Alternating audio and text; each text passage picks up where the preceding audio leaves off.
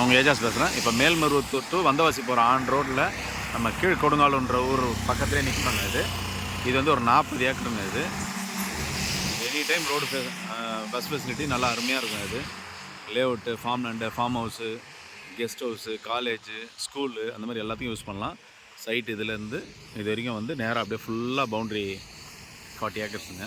இது வந்து நம்ம ஒரு 2-3 பேர் சேர்ந்து கூட நீங்கள் வாங்கிட்டு கூட மார்க்கெட்டிங் பண்ணலாம், ஒன்றும் பிரச்சனை இல்லை.